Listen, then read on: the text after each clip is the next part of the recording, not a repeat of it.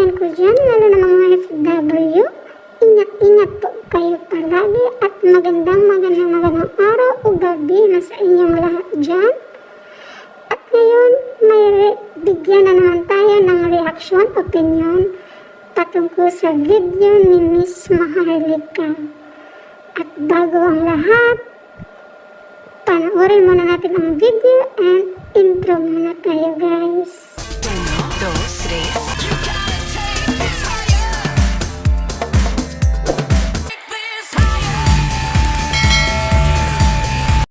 Kailan naging stable ang isang presidenteng nahuling sa kamera na aktuhan na soming hot? At kung ito ay hindi totoo na sinasabi ng deepfake, ulitin ko, nagyabang, nanakot-nakot, nanindak-nindak sa akin na makikipag-ugnayan dito sa Amerika para daw panagutin ako dahil ito ay deepfake. July, August, September, October. Enero, Pebrero, Marso, Abril, Mayo, Hunyo, Hulyo, Agosto, September, Oktobre, Desyembre, January, Lubi-lubi. Bila ko nalala yung kanta ko nung bata ako. Lubi-lubi, lubi-on ko kamutanan, mga linti ka mo. O, di ba? O, asan na? O, ito ang hindi, ikaw, sino man sabi? Ortega? Ikaw ang ginatay ka. Kailan naging stable yan? Gusto nyong ipapress si Inday Sara? Ipapress nyo muna si presidente ninyo na Adictus Benedictus Authenticated Bangag. Dahil siya ang may hawak ng lahat ng pondo. Si Lani Romualdez, si Tambaluslos, yung hinayupak na yan na nailagay sa Korte ng Amerika, sa mga newspaper na tumanggap ng mali-malitang bribe money. And that is impeachable offense. Amunin mo, Aday. Habang nagpapulburon test ka, Day, magsayaw-sayaw ka. I really love it. I'm trying to understand, Day. Ang cute lang. Anyway. Next. Ang sabi ni Ortega, ba't ako nagising? May mic naman ako. Okay, ang sabi ng Ortega, ng Wilangun, dapat daw emotionally stable. Paano naging emotionally stable si Bangag? Imagine mo, during the campaign, may nag-abot sa kanyang sobre.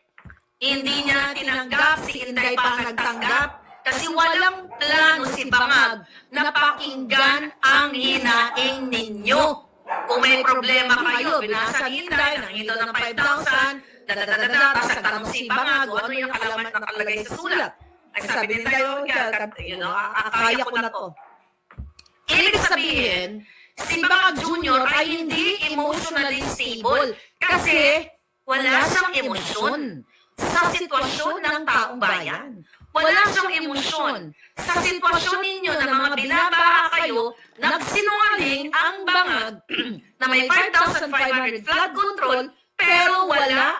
Then you attack Inday, pasayaw-sayaw si Inday about that confidential fund na naipaliwanag niya na ginastos dito sa mga rental nitong mga witnesses.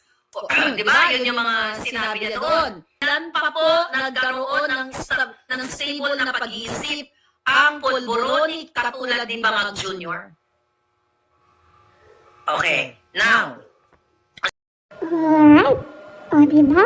Yan. Ayan ang sinabi ko. Ang dapat ipatawag nila, yung amo nila, yung pangulo nila, na mambubudol.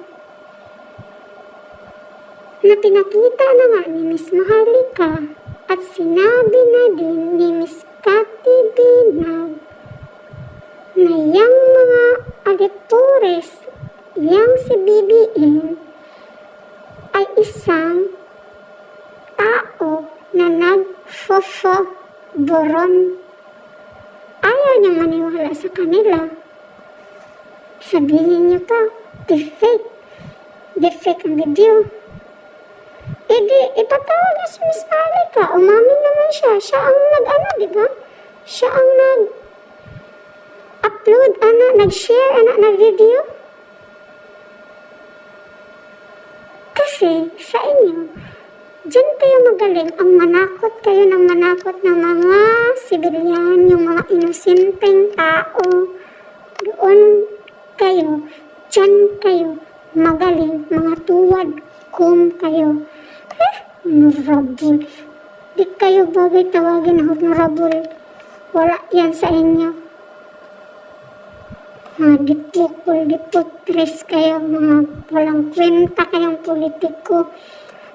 Para lang kayo sa amo ninyo. Hindi kayo para sa taong bayan. Para sa amo ninyo. Kayo, sa amo lang kayo. Diyan kayo loyal. At sa pera ng bayan, loyal kayo dyan. Sayang ang pagkasahod namin sa inyo. Kasi wala kayong mga kwenta. Hindi kayo, yung mga puso ninyo ay hindi para sa taong bayan. Makasarili kayo. Period. Yan ang totoo. Kasuhan ninyo sa Miss Marlica. Hindi yung mga inosente nga mga tao ang panggurgur ninyo. Grabe mga ditukol, mga walang kwentang politiko. Gaya talaga kayo sa mga amo ninyo. Sa mga amo ninyo, sa mga taong pinagtatanggol ninyo na wala naman talaga sa pag-iisip. Diba? Yung mga ginagawa ninyo na pagtatanggol, hindi nyo ba naiisip? Yung mga next generation, mga pamilya ninyo, relatives ninyo, natin, namin, mga taong bayan.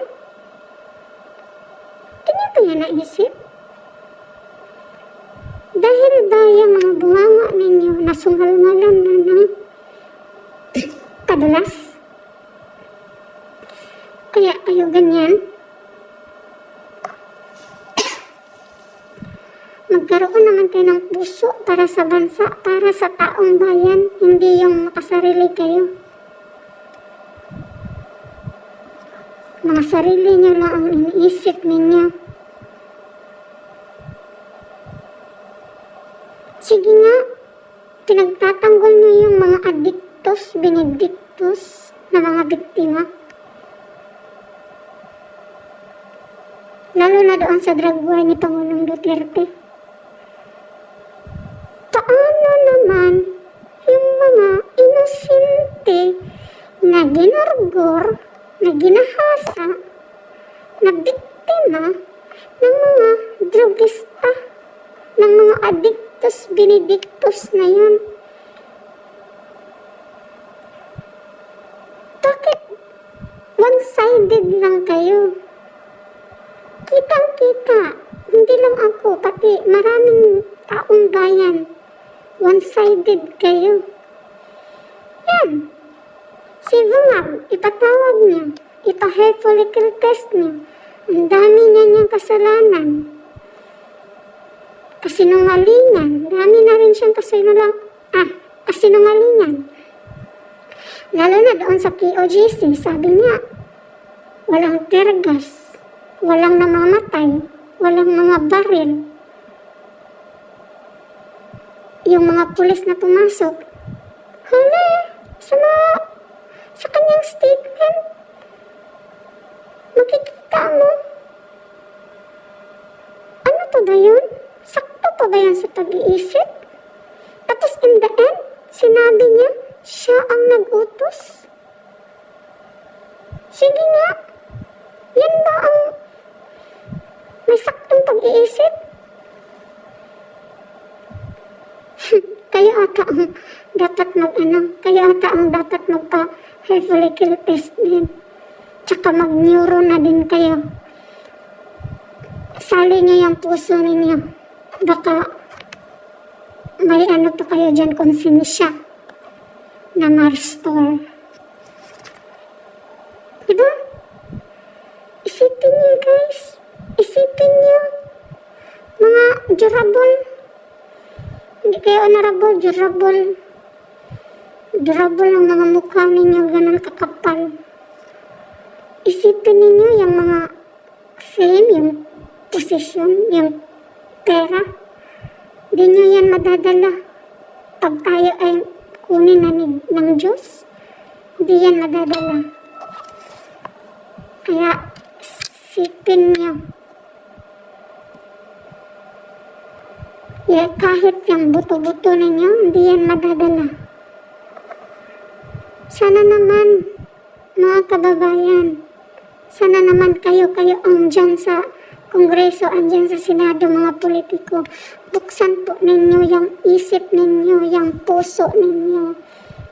Huwag po tayong magbubulag-bulagan sa katotohanan. Paglaban po natin yung karapatan po natin bilang mamamayan. Isipin po natin yung bansa natin. Yung mga nakakarami, hindi yung iilan lang na mga tao na pinagtatanggol ninyo na hindi naman talaga mabuti para sa bayan. Wala naman talagang naibigay, naidulot na maganda sa bayan natin, sa bansa natin, sa mga tao. Diba? Kaya kayo dyan, mga durable kayo, magbagong buhay kayo. Hindi yung pang sarili nyo lang iniisip ninyo. Isipin nyo yung mga nakakarami. Mga selfish kayo. Diba? At yan ang totoo dahil yun ang nakikita namin. At huwag kayong magalit kung may mga tao, mga vlogger na pinupuna kayo dahil hindi naman talaga kayo mabuti sa bansa natin. Wala kayong ginawa ng mabuti para sa bansa natin at sa mamamayang Pilipino. Kaya huwag po kayong magalit at bumalik po kayo sa Panginoong Diyos nang sa ganon ma-realize ninyo kung saan kayo nagkamali, kung tama ba yung mga ginagawa niyo dyan. Yan ay kung may konsensya pa kayo, di ba?